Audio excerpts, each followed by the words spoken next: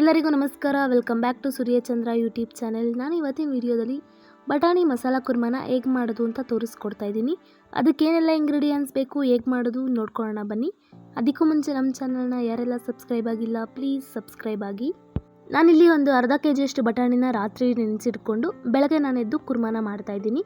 ಅದಕ್ಕೆ ರುಬ್ಕೊಳೋದಕ್ಕೆ ಏನೆಲ್ಲ ಬೇಕು ನೋಡ್ಕೊಳ್ಳೋಣ ಬನ್ನಿ. ನಾನಿಲ್ಲಿ ಕೊಬ್ಬರಿನ ತೊಗೊಂಡಿದ್ದೀನಿ, 2 ಟೊಮೆಟೊ, ಬೆಳ್ಳುಳ್ಳಿ, ಶುಂಠಿ ತೊಗೊಂಡಿದ್ದೀನಿ, ಮತ್ತು ನಾನಿಲ್ಲಿ ಗೋಡಂಬಿನ ತೊಗೊಂಡಿದ್ದೀನಿ. ಈಗ ಒಗ್ಗರಣೆಗೆ ಜೀರಿಗೆ, ಸಾಸಿವೆ, 2 ಈರುಳ್ಳಿ, ಸ್ವಲ್ಪ ಕೊತ್ತಂಬರಿ ಮತ್ತು ಕಸ್ತೂರಿ ಮೆಂತ್ಯ ತೊಗೊಂಡಿದ್ದೀನಿ.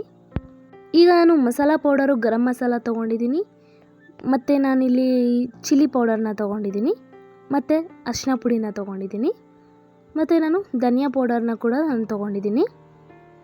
ನಾನು ಇದಿಷ್ಟು ಮಸಾಲ ಪೌಡರ್ಗಳನ್ನ ತೊಗೊಂಡಿದ್ದೀನಿ. ಮತ್ತು ನಾನಿಲ್ಲಿ ಕುರ್ಮಾ ಮಾಡೋದಕ್ಕೆ ಗೋಲ್ಡ್ ವಿನ್ನರ್ ಆಯಿಲ್ನ ಯೂಸ್ ಮಾಡ್ತಾಯಿದ್ದೀನಿ. ಈಗ ನಾನು ಒಂದು ಕಡೆ ಸ್ಟವ್ ಮೇಲೆ ಕುಕ್ಕರ್ನ ಇಟ್ಕೊಂಡಿದ್ದೀನಿ. ಕುಕ್ಕರ್ ಕಾದ ನಂತರ ನಾನು ಗೋಲ್ಡ್ ವಿನ್ನರ್ ಆಯಿಲ್ನ ಹಾಕೋತಾ ಇದ್ದೀನಿ. ಎಣ್ಣೆ ಕಾದ ನಂತರ ಜೀರಿಗೆ ಮತ್ತು ಸಾಸಿವೆನ ಹಾಕ್ಕೊಂಡೆ. ಅದು ಜೀರಿಗೆ ಸಾಸಿವೆ ಸಿಡಿತಾ ಇದೆ. ಅದಾದಮೇಲೆ ನಾನು ಹೆಚ್ಚಿಟ್ಕೊಂಡಿರೋ ಈರುಳ್ಳಿನೆಲ್ಲ ಹಾಕೋತಾ ಇದ್ದೀನಿ. ಈಗ ನಾನು ಹೆಚ್ಚಿಟ್ಕೊಂಡಿರೋ ಅಷ್ಟು ಈರುಳ್ಳಿನೂ ಹಾಕ್ಕೊಂಡಾಗಿದೆ ನೋಡಿ. ಅದಾದಮೇಲೆ ಕಸ್ತೂರಿ ಮೆಂತ್ಯನೂ ಸಹ ನಾನು ಹಾಕ್ಕೊತೀನಿ. ಈ ಈರುಳ್ಳಿ ಮತ್ತು ಕಸ್ತೂರಿ ಮೆಂತ್ಯ ಎಣ್ಣೆಯಲ್ಲಿ ಸ್ವಲ್ಪ ಹೊತ್ತು ನಾನು ಚೆನ್ನಾಗಿ ಫ್ರೈ ಮಾಡ್ಕೋತೀನಿ. ಈ ಥರ ಈರುಳ್ಳಿ ಎಣ್ಣೆಯಲ್ಲಿ ಚೆನ್ನಾಗಿ ಫ್ರೈ ಆಗಬೇಕು ನೋಡಿ. ಈ ಥರ ಅದೆಲ್ಲ ಕಲರ್ ಬಿಟ್ಕೋಬೇಕು ಈರುಳ್ಳಿದು, ಅಲ್ಲಿವರೆಗೂ ಫ್ರೈ ಮಾಡಿ. ನಾನು ನೆನೆಸಿಟ್ಕೊಂಡಿರೋಂಥ ಬಟಾಣಿನ ಹಾಕೋತಾ ಇದ್ದೀನಿ. ಬಟಾಣಿ ಸಹ ಎಣ್ಣೆಯಲ್ಲಿ ಚೆನ್ನಾಗಿ ಫ್ರೈ ಆಗಬೇಕು. ಸ್ವಲ್ಪ ಹೊತ್ತು ನಾನು ಫ್ರೈ ಆಗೋಕೆ ಬಿಟ್ಟು ಇವಾಗ ನಾನು ಮಸಾಲ ರುಬ್ಕೊಳೋದಕ್ಕೆ ರೆಡಿ ಮಾಡ್ಕೋತೀನಿ. ನಾನಿಲ್ಲಿ ಕುರ್ಮಾಗೆ ಮಸಾಲೆಗೆ ಕೊಬ್ಬರಿನ ಹಾಕೋತಾ ಇದ್ದೀನಿ, ತೆಂಗಿನಕಾಯಿ ಹಾಕೊತಿಲ್ಲ. ಕೊಬ್ಬರಿ ಹಾಕೊಳ್ಳೋದ್ರಿಂದ ಟೇಸ್ಟು ಡಿಫ್ರೆಂಟ್ ಆಗಿರುತ್ತೆ, ತುಂಬ ಚೆನ್ನಾಗಿರುತ್ತೆ. ನಾನಿವಾಗ ಏನೇನು ಇಟ್ಕೊಂಡಿದ್ದೆ ಅದನ್ನೆಲ್ಲ ನಾನು ಹಾಕ್ಕೊಂಡು ಸ್ವಲ್ಪ ನೀರು ಹಾಕ್ಕೊಂಡು ಆದಷ್ಟು ನುಣ್ಣಗೆ ರುಬ್ಕೊಳ್ಳಿ.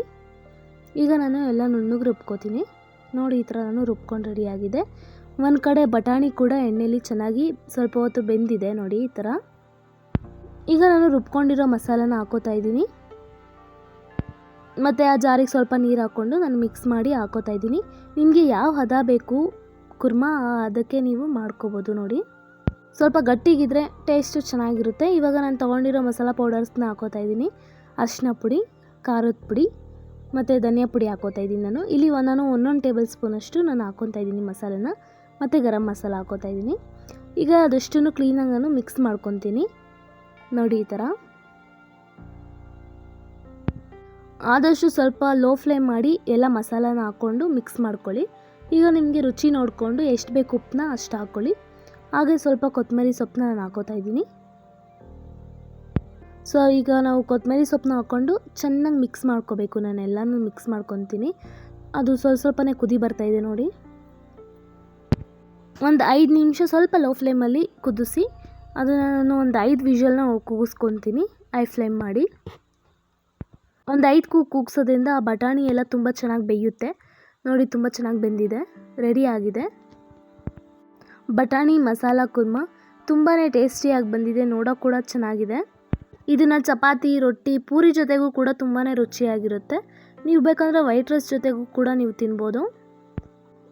ಯಾವುದಾದ್ರೂ ಫಂಕ್ಷನ್ ಟೈಮಲ್ಲಿ ಸೈಡ್ ಡಿಶ್ಶಿಗಾದರೂ ಇದನ್ನು ಮಾಡ್ಕೋಬೋದು. ಬಟಾಣಿ ಪಲ್ಯ ಥರ ತುಂಬಾ ಟೇಸ್ಟಿಯಾಗಿ ಬರುತ್ತೆ ಟೇಸ್ಟು. ಇದನ್ನು ಯಾರು ಬೇಕಾದರೂ ಟ್ರೈ ಮಾಡ್ಬೋದು. ತುಂಬಾ ಈಸಿ ಮಾಡೋದು ಕೂಡ, ಸಿಂಪಲ್ ಆಗಿರುತ್ತೆ. ಮನೇಲಿರೋ ಐಟಮ್ಗಳಲ್ಲೇ ನಾವು ಮಾಡ್ಕೋಬೋದು. ಅದೇ ರೀತಿ ಹೆಚ್ಚಿನ ಈ ಥರ ವೀಡಿಯೋಗಾಗಿ ನಮ್ಮ ಚಾನಲ್ನ ಸಬ್ಸ್ಕ್ರೈಬ್ ಆಗಿ. ಹಾಗೆ ಈ ವಿಡಿಯೋ ನಿಮಗೆಲ್ಲ ಇಷ್ಟ ಆಗಿದ್ದರೆ ಪ್ಲೀಸ್ ಲೈಕ್ ಮಾಡಿ, ಶೇರ್ ಮಾಡಿ, ಕಮೆಂಟ್ ಮಾಡಿ. ಹಾಗೆ ನಮ್ಮ ಚಾನಲ್ನ ಸಬ್ಸ್ಕ್ರೈಬ್ ಆಗಿ. ಧನ್ಯವಾದಗಳು.